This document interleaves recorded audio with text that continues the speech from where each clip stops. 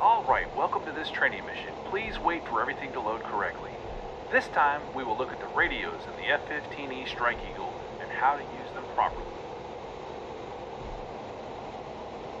I assume by now you've read the relevant parts of the manual, so we won't be talking about the capabilities of the radios or their frequency ranges. Now, before we proceed, I also strongly suggest that you map the HOTUS mic forward and the HOTUS mic aft switches. These will be used to transmit and receive on the PRI, left radio in the forward position, and the AUX, right radio in the aft position. Let me know when you have that done.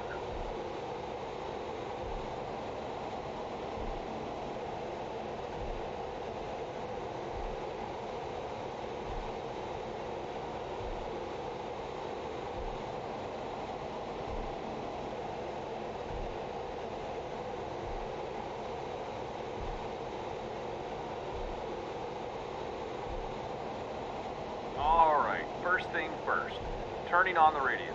The status of the radios is displayed next to push button 5 and 6. You should currently see an off indication there. There are several ways to turn on the radios. By using the radio submenu push button 1, by inputting a preset channel, introducing a manual frequency, or, and this is really the easiest one, by simply pushing both channel select knobs. Do this now.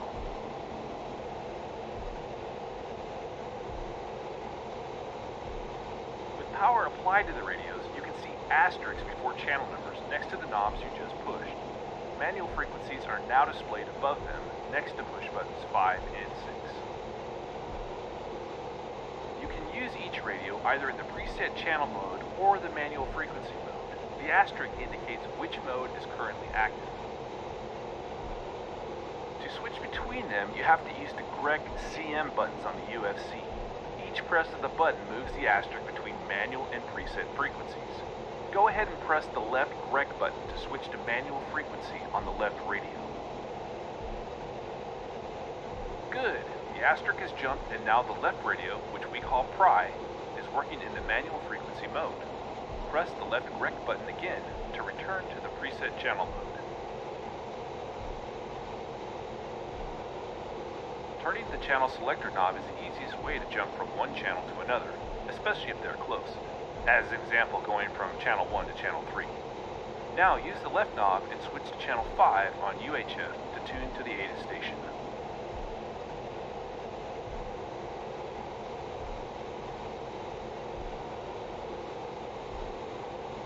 Acknowledge receipt of information uniform.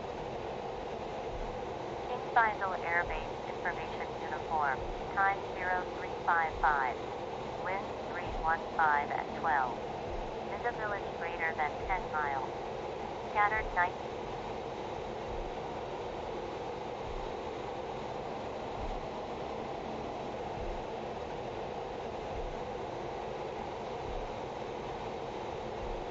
Acknowledge.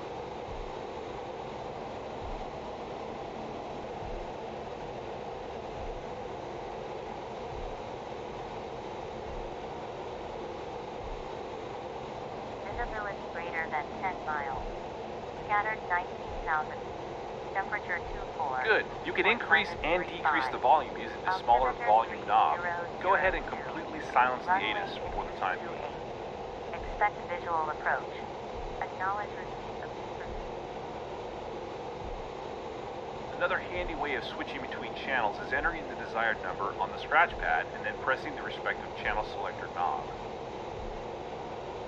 Let's switch to channel 10 on AUX, so the right radio, press 1 on the UFC.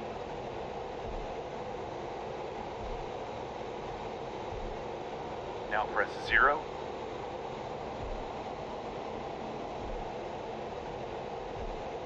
And push the right channel knob.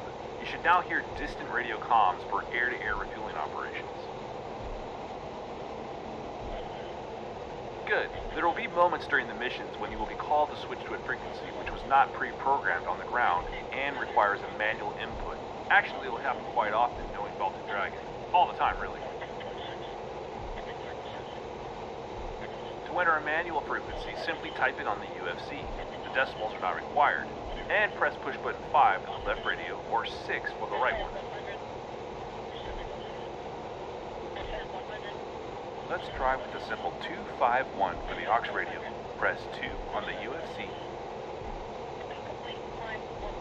followed by 5,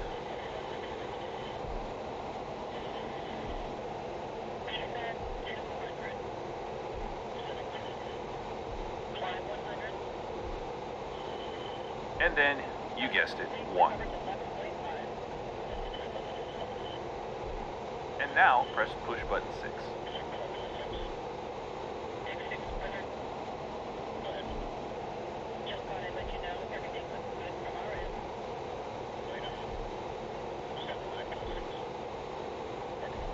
To be able to transmit and receive on the manual frequency, we should first enable it by pushing the right correct button. Do it now.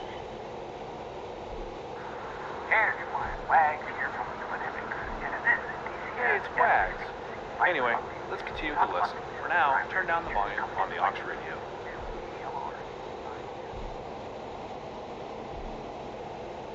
Now, take a look at the bottom line on the UFC display. You should see the previous frequency sitting right in the middle of that line. This is a very neat feature allowing you to quickly jump back to whatever channel or frequency you had before by simply pressing push button 6 again. Do that now.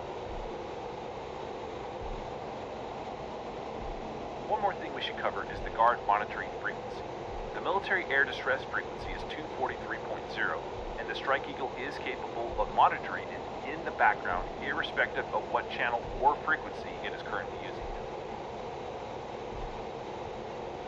In order to enable guard monitoring, you have to first press the shift button on the UFC, and then press the correct button for the radio you want to monitor guard on.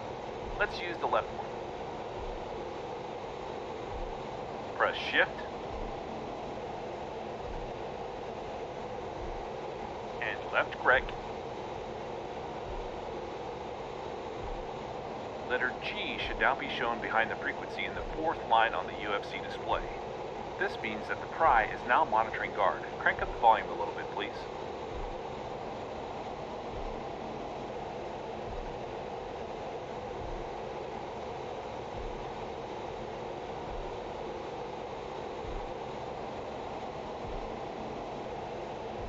Whatever. To disable guard monitoring, follow exactly the same procedure.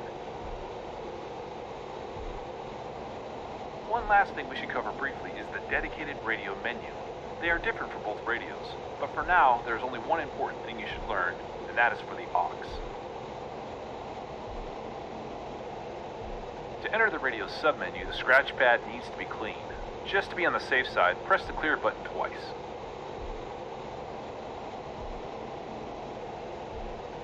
Chances are that everything went black on the UFC, so press the menu button once to bring it back. Now press push button 6 to enter the aux radio submenu.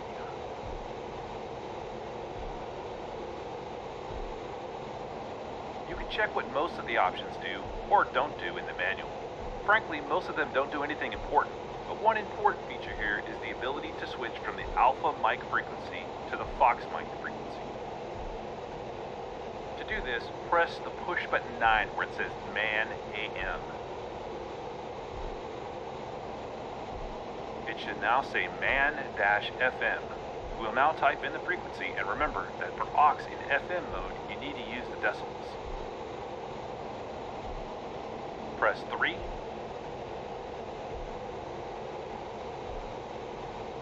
Now press 1.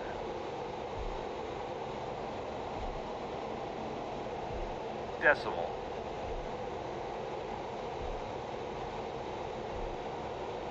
2.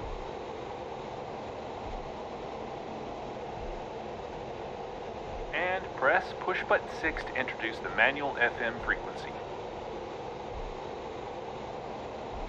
Good. Crank up the volume a little bit, please.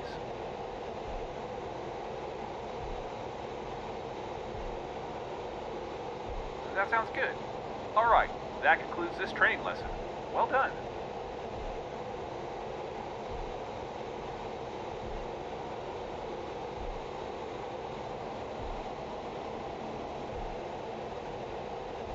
Oh, and remember, proper radio discipline is super important if you want to try any of the Baltic Dragon campaigns. Same is true for the upcoming Strike Eagle campaign.